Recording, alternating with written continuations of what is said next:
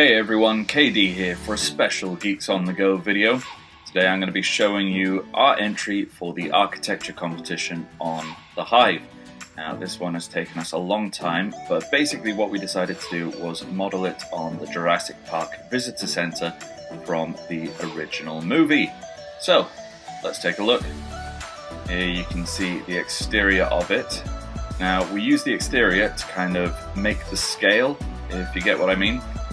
You can't really change the size of things like stairs, banisters, all that kind of stuff. So we built this front bit and use that to decide on the scale for the whole thing. Just over there you can see we've also got our raptor pen. We're going to be taking a look at that later.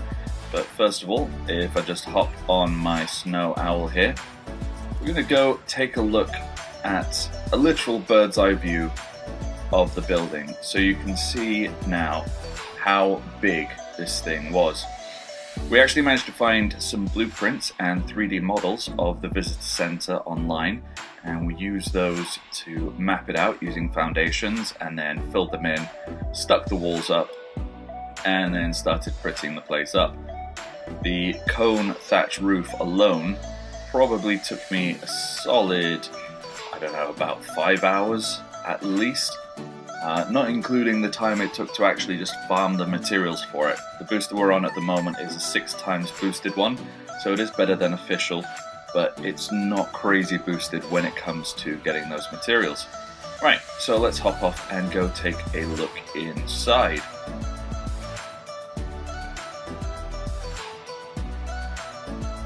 Alright, so when we go inside, you can see we've roughly modelled it on the original visitor centre, complete with Rexy. Unfortunately, I couldn't find one that completely matched her colours, but I have painted on some fresh bloody wounds that do match up with the scars that Rexy has from her raptor fight at the end of the first film. Now, if we head downstairs, we're going to see some of the other rooms that we've got down here. Now, we couldn't match everything perfectly. We were limited by what Ark had to give us, and the fact that the entire visitor center is never really explored during the film, so we've just kind of done our best. Here we've got our best attempt at the ride that everyone goes on, where they see the little John Hammond meeting John Hammond video, and looking down on the laboratory, which again, we couldn't really do a proper laboratory for it with eggs and that kind of thing because they expire too quickly. So we decided instead to look up the list of in-gen dinos, and any that we could find, we would any we could find on Ark, we would go and taxidermy and bring them here. So we've got the Rex, we've got the Spino, we've got the Parasaur, the Ankylo there. For the long necks, we couldn't get a Brachiosaur, so we went with the next best thing. The Diplo is in place of an Apatosaur, Titan there, that's in place of the Brachiosaur, and then we've got the Bronto, which funnily enough didn't actually exist. I think it was a Diplodocus. No, not Diplodocus. Something like that. We've got a Trike, we've got Apache, and a Stego, of course. This is our little herbivore section. Then we've got the carnivores, Gallimimus, of course, you remember those from the first one. We've got Carno, Baryonyx, both of these two appearing in the latest Jurassic World film. We've got an Allosaur there, Dilo, can't have Jurassic Park without a Dilo, and we've got an Alpha Raptor here, because what's Jurassic Park without raptors? Then we've got some of the smaller ones around here as well, and a few repeats, just because I wanted to kind of fill those in.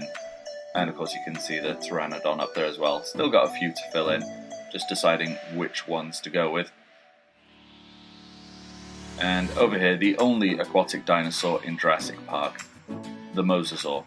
Technically not a dinosaur, a marine reptile, but it was on InGen's list, and as we know from the Jurassic World films, they definitely had one. Right, so this is the security office. Still got a bit of work to do on this one. We've got canvases up on the wall, and basically the plan is we're going to take photos of some random dinos and places in the park, put them up there so that it looks kind of like they're watching it on a CCTV screen. That's going to look pretty cool once it's done.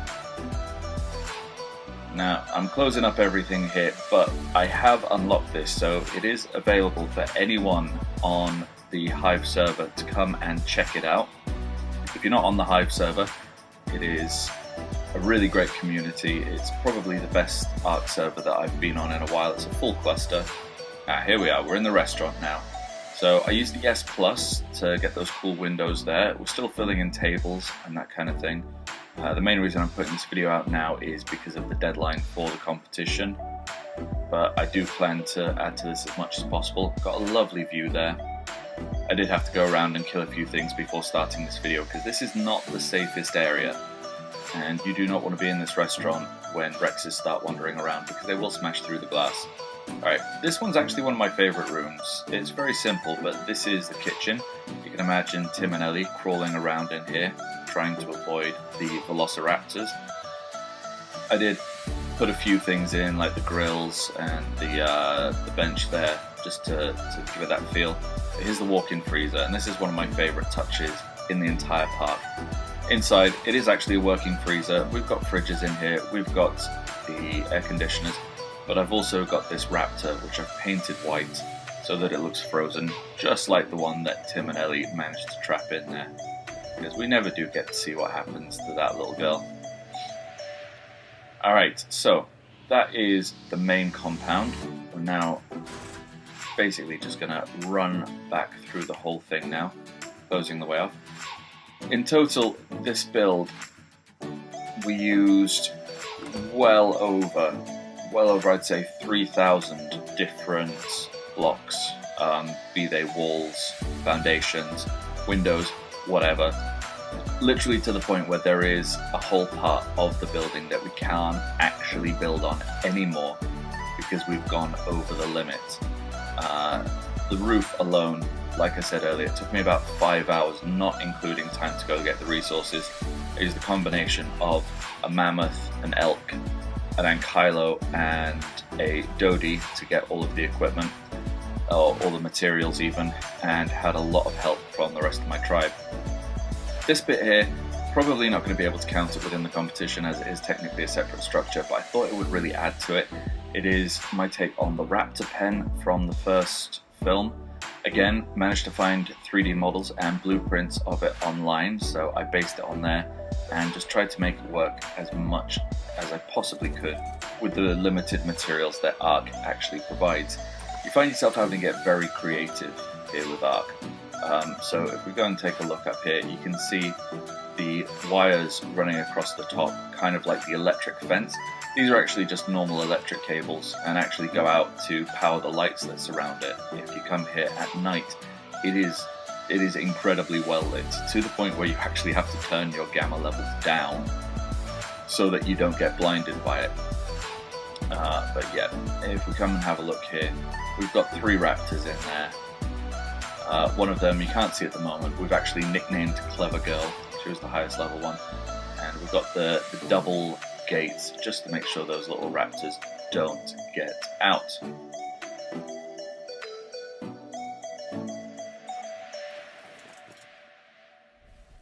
So we're just going to take a swing back round again, have another look at the building at large.